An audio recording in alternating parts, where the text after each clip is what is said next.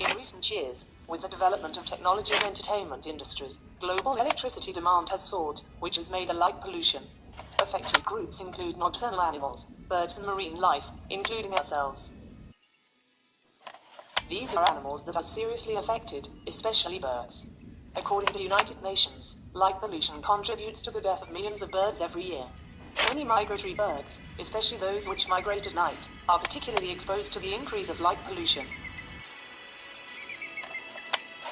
This project designed a VR game and remote sensing equipment to simulate the flight of birds.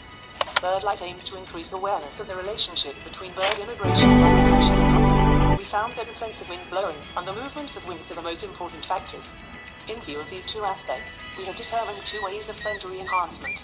The first one is pan-tilt fan parts for VR AR glasses. When the player turns his head or changes direction in the game, the ambient wind direction will not change.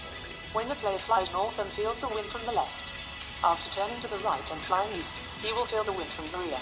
The wind can also guide players to migrate in the city.